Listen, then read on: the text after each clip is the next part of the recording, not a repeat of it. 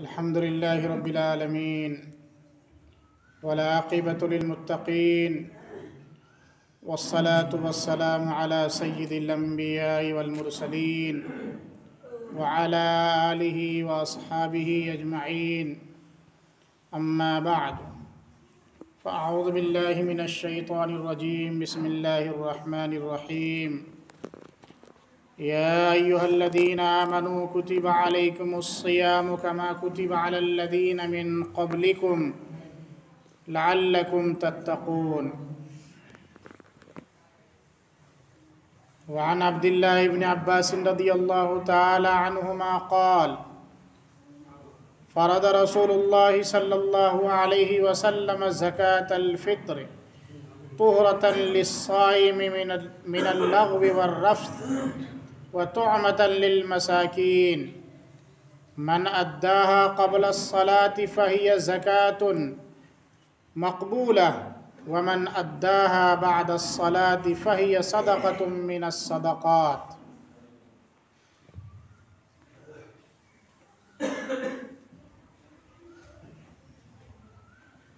वक़ाल नबी सल्लल्लाहु अलैहि वसल्लम अला इन्न सदक़तल फ़ित्री वाजिबतुन अला कुल्लि मुस्लिम ज़करिन औ उन्सा हुर्रिन औ अब्दिन सग़ीरिन औ कबीरिन मुद्दानि मिन क़ुमहिन औ सिवाहु साउम मिन तआम।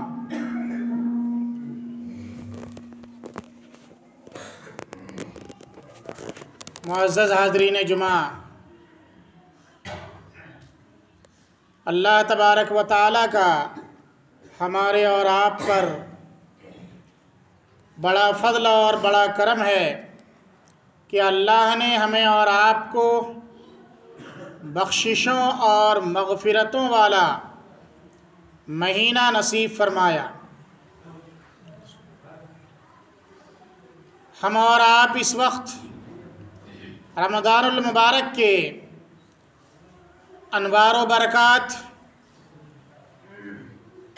और फ़ुयूज़ से मुस्तफ़ीज़ हो रहे हैं। आज रमज़ानुल मुबारक की 24वीं तारीख़ है, यानी कि रमज़ानुल मुबारक करीब करीब हमसे रुख़सत हुआ चाहता है। 5 दिन अगर 29 का चाँद निकला और अगर 30 का निकला तो 6 दिन बाकी रह गए हैं।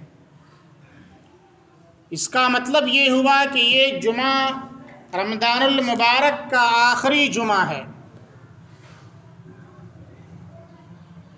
अब आने वाला जुमा रमज़ानुल मुबारक का नहीं होगा, शव्वालुल मुकर्रम का होगा। यूँ तो जुमा सय्यिदुल अय्याम है, तमाम दिनों का सरदार है, और ज़ाहिर सी बात है कि जब रमज़ानुल मुबारक तमाम 11 महीनों का सरदार है तो रमज़ानुल मुबारक का जुमा भी यकीनी तौर पर फजीलत का बाइस होगा।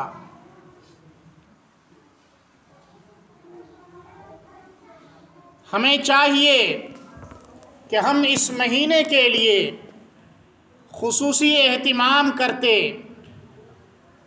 काबिले मुबारकबाद हैं वो लोग जिन्होंने वाकई तौर पर इस महीने का पासो लिहाज रखा और इस महीने का हक़ अदा किया। रात में तरावीह, रातों में उठ करके तहज्जुद, कुरान करीम की तिलावत, दिन में रोज़े कुरान करीम की तिलावत, ज़िक्र व अस्कार, तौबा व इस्तिग़फ़ार, दरूद शरीफ की कसरत का एहतिमाम किया। यानी कि आमाल सालिहा का एक बड़ा ज़ख़ीरा उन्होंने अपने नामे आमाल में करवा लिया और क़यामत के दिन अपने आप को बख्शिश का मुस्तहिक़ बना लिया। वरना हलाकत व बर्बादी है ऐसे शख्स के लिए जिसने इस अज़ीम महीने को पाया लेकिन इसके अनवार व बरक़ात से महजूज़ और मुस्तफ़ीज़ होकर के अपने आप को जन्नत का मुस्तहिक नहीं ठहरा सका। रमज़ान से पहले के जुमे में मैंने आप हज़रात को इशारतन ये बताया था कि नबी करीम सल्लल्लाहु अलैहि वसल्लम ने एक दफ़ा सहाबा से अर्ज़ किया कि मिंबर के करीब आ जाओ। सहाबा जब इकट्ठा हो गए तो आपने जब पहली सीढ़ी पर कदम रखा तो फरमाया आमीन, दूसरी सीढ़ी पर कदम रखा तो फिर फरमाया आमीन, और तीसरी पर कदम रखा तो फिर फरमाया आमीन। खुतबे से फरागत के बाद सहाबा ने नबी करीम सल्लल्लाहु अलैहि वसल्लम से दरियाफ्त फरमाया कि आज हमने आपसे ऐसा अमल देखा है जो माजी में और पहले आपसे ये अमल नहीं देखा करते थे। आपने जब भी किसी सीढ़ी पर कदम रखा तो फरमाया आमीन, आखिर इसकी क्या वजह है? नबी करीम सल्लल्लाहु अलैहि वसल्लम ने इरशाद फरमाया कि जब मैंने पहली सीढ़ी पर कदम रखा तो जिब्राईल अमीन अलैहिस्सलातु वस्सलाम ने फरमाया कि हलाकत व बर्बादी है उस शख्स के लिए जिसने रमज़ानुल मुबारक जैसा अजीम महीना पाया और इसमें आमाले सालिहा करके अपनी बख्शिश नहीं करवाई। तो मैंने कहा आमीन। दूसरी सीढ़ी पर कदम रखा तो फरमाया हलाको बर्बाद हो वो शख्स जिसके सामने में मेरा नाम लिया जाए, नबी करीम सल्लल्लाहु अलैहि वसल्लम का जिक्र किया जाए और वो शख्स आप पर दरूद न भेजे। तो जिब्राईल अमीन ने जब ये बात कही तो आपने फरमाया आमीन। और तीसरी और आखिरी सीढ़ी पे जब आपने कदम रखा तो हज़रत जिब्राईल अलैहिस्सलातु वस्सलाम ने फरमाया कि हलाकत व बर्बादी है उस शख्स के लिए जिसने अपने वालिदैन को या उनमें से किसी एक को बुढ़ापे की हालत में पाया और अपनी बख्शिश नहीं करवा सका। पहली जो बात थी रमज़ान मुबारक के ताल्लुक़ से गौर करने की बात यह है कि हज़रत जिब्राईल अलैहिस्सलातु वस्सलाम सय्यिदुल मलाइका हैं, तमाम फरिश्तों के सरदार हैं। वो बद्दुआ दे रहे हैं हलाकत व बर्बादी की उस शख्स को जिसने इस अजीम महीने में भी अपनी बख्शिश नहीं करवाई। और सय्यिदुल अंबिया सय्यिदुल अव्वलीन वल आखिरीन नबी करीम सल्लल्लाहु अलैहि वसल्लम उनकी इस बद्दुआ पर आमीन कह रहे हैं। एक तो हज़रत जिब्राईल अलैहिस्सलातु वस्सलाम की बद्दुआ ही काफ़ी थी, लेकिन आपके आमीन ने इस बद्दुआ की कबूलियत पर ऐसी मोहर लगा दी है कि इसके कबूल होने में ज़रा भी शक व शुबा की कोई गुंजाइश बाकी नहीं रह जाती। इस हदीस को सुनने के बाद हम में से हर एक को अपनी ज़िंदगी का जायज़ा लेना चाहिए, अपने गिरेबानों में झांक करके देखना चाहिए कि आया इन 25 दिनों में, इन 24 दिनों में क्या हमने ऐसे अमाल किए हैं कि हम रब से ये आस लगा सकें, ये उम्मीद लगा सकें कि इंशाअल्लाह कल क़यामत को हमारी बख्शिश हो जाएगी।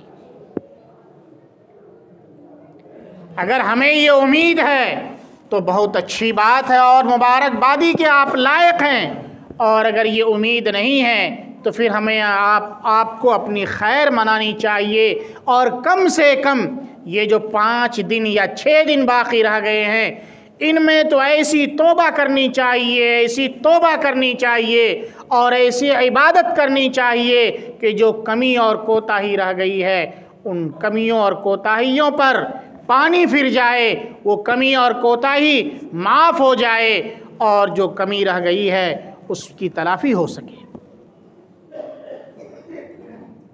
यानी कि अभी हाथ से मुकम्मल गया नहीं है, कुछ न कुछ मोहलत हमारे पास है।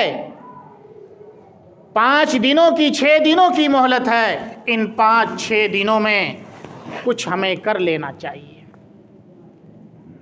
होता ये है, देखा ये जा रहा है, मिंबर से खतीब खुतबे में चाहे कितनी भी नसीहतें कर ले, कितने ही बयानात कर ले, कितनी भी तकरीरें कर ले, उनका असर बस मस्जिद की हद तक महदूद रहता है।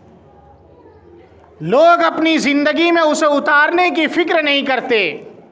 गालिबन लोग ये सोचते हैं कि मौलाना का काम कह देना है और हमने तो ये जिम्मेदारी उठा रखी है कि हमें मानना नहीं है। मानिए ना मानिए, यकीनन वो आपका काम है, लेकिन सच्चे रसूल का सच्चा फरमान आप तक पहुंचाना हमारी ज़िम्मेदारी है।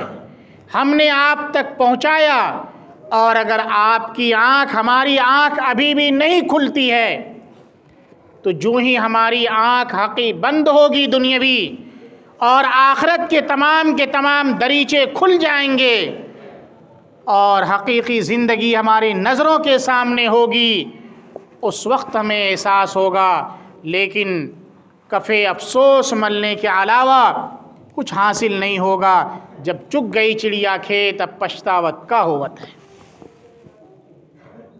इसलिए वक्त रहते ही हमें अपने आप को होशियार रहना चाहिए और अपनी हमेशा की ज़िंदगी के लिए ऐसी तैयारी कर लेना चाहिए कि वहाँ जा कर के पछताने की नौबत ना आए। दूसरी बात, ये रमज़ानुल मुबारक का बिल्कुल आखिर स्टेज है, आखिरी अय्याम चल रहे हैं और उसके बाद ईद आ रही है, जिसको हम और आप ईद उल फित्र कहते हैं। इस मौके पर और उससे पहले हम लोग सदक़तुल फित्र अदा किया करते हैं। नबी करीम सल्लल्लाहु अलैहि वसल्लम ने इरशाद फरमाया कि सदक़तुल फित्र हर उस शख्स पर वाजिब है जो मुसलमान है, चाहे वो मुज़क्कर हो या मुअन्नस हो, मर्द हो या औरत हो, बालिग हो या नाबालिग हो, आज़ाद हो या ग़ुलाम हो। लिहाजा जिनको अल्लाह ने इस्तिताअत अता फरमाई है, जिनको अल्लाह ने साहिब हैसियत बनाया है, उनको चाहिए कि अपने माल से फित्रा अदा करें। बारहा आपने ये बात सुनी कि जिस किसी के पास अपनी ज़रूरत से ज़ायद चीज़ों की, चाहे वो कोई भी चीज़ हो, ज़रूरत से ज़ायद, चाहे ज़मीन हो, मकान हो, कपड़े हो, गाड़ियाँ हो, कोई भी चीज़ ज़रूरत असलिया से जिन्हें आप बरतने में और इस्तेमाल में लाते हैं, उनके अलावा जो चीज़ें हैं उनकी कीमत का अंदाज़ा लगाइए। अगर उनकी कीमत 52.5 तोला यानी 612 ग्राम चांदी की कीमत को पहुंच जा रहा है, तो उस आदमी पर सदक़तुल फित्र वाजिब है। हम में के करीब 90-95% लोग ऐसे हैं जो इस हैसियत के हैं कि उन पर सदक़तुल फित्र वाजिब है। लिहाजा उन्हें चाहिए कि अपने माल से अपने रोज़े में जो कमी और कोताही हो गई है, उन कमियों और कोताहियों को दूर करने के लिए फित्रा निकालते हैं माशाअल्लाह, लेकिन इसका एहतिमाम होना चाहिए। उमूमी तौर पर हम लोग गुरबा और मसाकीन का इंतज़ार करते हैं कि वो आएंगे तो उनको दे दिया जाता है, और वो आते हैं उन्हें दिया भी जाता है, लेकिन हिसाब व किताब रखना चाहिए। ज़ायद गया तो उस पर अल्लाह का शुक्र अदा करना चाहिए कि अच्छा हुआ अल्लाह के रास्ते में हमारा ज़ायद माल गया, और अगर कम गया है तो उनको ईद उल फित्र की नमाज अदा करने से पहले पहले अदा कर देना चाहिए। जो लोग साहिब हैसियत हैं, जैसे मैंने बताया, वो अपनी तरफ से, अपने बच्चों की तरफ से और उन लोगों की तरफ से जिनके अखराजात उनके ज़िम्मे में हैं, उन तमाम लोगों की तरफ से सदक़तुल फ़ित्र अदा करें। सदक़तुल फ़ित्र की मिक़दार, जैसे कि मैंने हदीस शरीफ पढ़ी, तिरमिज़ी शरीफ की रिवायत थी, मुद्दान मिन क़ुमहिन औ सिवाहु साउम मिन तामिन। 2 मुद यानी कि आधा सा। आधा सा का मतलब है इस ज़माने के हिसाब से जो किलो का वज़न है लगभग 1.25 सेर, थोड़ा कम होता है लेकिन आसानी के लिए 1.25 किलो और 1.25 सेर कहा जाता है कि हर आदमी अपनी तरफ से और अपने औलाद की तरफ से, अपने बच्चों की तरफ से निस्फ़ सा यानी कि 1.25 किलो गेहूँ फितरे में निकाला करें। और जिनको अल्लाह ने ज़्यादा हैसियत दी है वो सिर्फ गेहूं का हिसाब ना लगाएं। गेहूं तो हमारे यहाँ माशा अल्लाह काफ़ी है, और उसकी कीमत ही क्या होती है। अभी जो गेहूं का रेट चल रहा है, गेहूं की कीमत चल रही है, उसके हिसाब से 31 रुपये लाजिम हो रहे हैं। 31 रुपये से क्या होने वाला है। एक बच्चा दिन में, हम में से हर एक का बच्चा 30 रुपये, 40 रुपये, 50 रुपये खर्च कर जाता है। आप इसे 31 रुपये से, 30 रुपये से किस मिस्कीन की ज़रूरत पूरी कर लेंगे? कौन से गरीब का भला हो जाएगा? जाहिर है कि इनसे उनकी बहुत ज़्यादा ज़रूरत पूरी होने वाली नहीं है। इसलिए जिनको अल्लाह ने माल और दौलत से नवाजा है तो उन्हें चाहिए कि जो दूसरी अशिया हैं, दूसरी चीज़ें हैं, आखिर सदक़तुल फ़ित्र की मिक़दार वो भी है।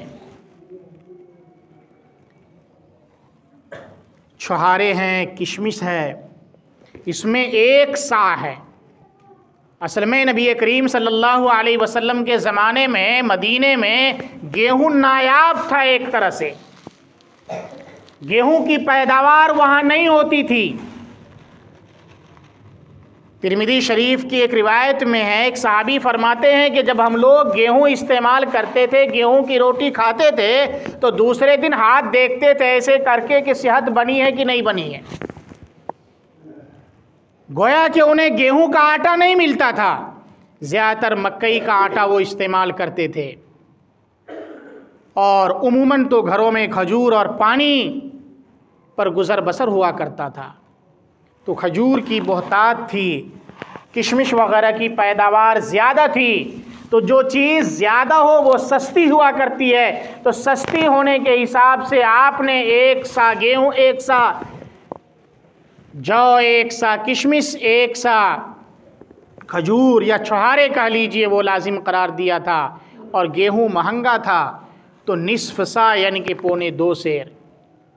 लेकिन शरीयत का मसला ये है कि मुक़द्दरात में जो चीज़ मुक़द्दर हो गया है, जो तय हो गया है, उसमें कमी बेशी नहीं कर सकते।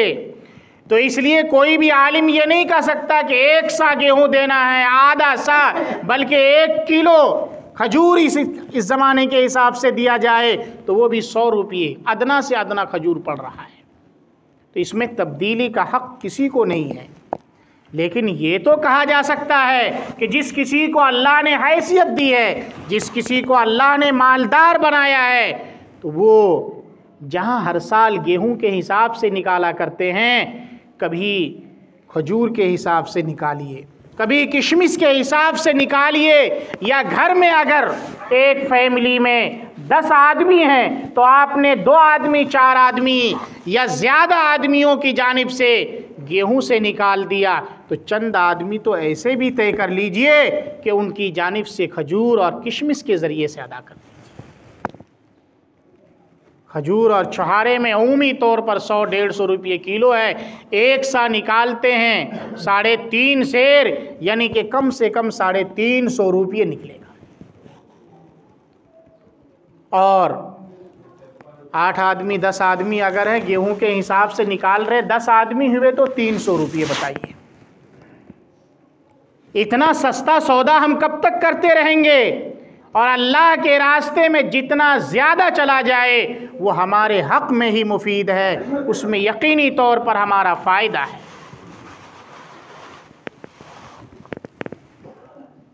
किन लोगों की तरफ से निकालना है ये तो मैंने बताया। असल जो सदक़तुल फ़ित्र वाजिब होता है वो ईदुल फ़ित्र की सुबह सादिक़ के बाद वाजिब होता है। लिहाजा ईदुल फ़ित्र की सुबह सादिक़ से पहले पहले जिस किसी का इंतकाल हो गया उनकी तरफ से सदक़तुल फ़ित्र अदा नहीं किया जाएगा। और जो बच्चा ईदुल फ़ित्र की सुबह सादिक़ से पहले पहले पैदा हो गया, हत्ता के चांद रात में भी पैदा हो गया, सुबह सादिक़ से कुछ पहले भी पैदा हो गया, तो उस बच्चे की तरफ से भी सदक़तुल फ़ित्र अदा किया जाएगा।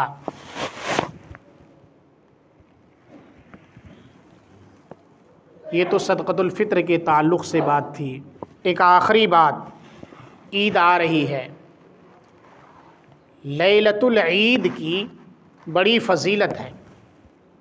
हम लोग उमूमी तौर पर शब क़द्र की फ़जीलत को जानते हैं और इन ताक रातों में बेदार रहने की, इबादत करने की कोशिश करते हैं।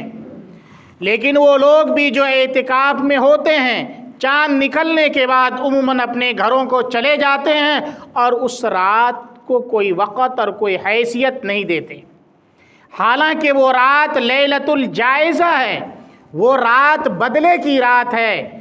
एक हदीस में है, नबी करीम सल्लल्लाहु अलैहि वसल्लम ने इरशाद फरमाया कि जो लैलतुल जायज़ा में ईद की रात में बेदार रहेगा, नमाज़ें पढ़ेगा, ज़िक्र व अस्कार करेगा, ला यमूतु क़ल्बुहु यौमन तमूतु क़ुलूबुन नास, कि जिस दिन लोगों के क़ुलूब मर जाएंगे उस दिन उसका दिल नहीं मरेगा। सारे लोग बेहिस हो जाएंगे लेकिन अल्लाह उनको बेहिस नहीं करेगा। और भी फजीलतें हैं इस रात की, वक्त नहीं है। ज़रूरत इस बात की है कि जो अय्याम बाकी रह गए हैं हम उन दिनों की कदर करें। अल्लाह तबारक व तआला हमें कहने और सुनने से ज़्यादा अमल करने की तौफ़ीक़ अता फ़रमाए। वमा अलैना इल्लल बलाग़।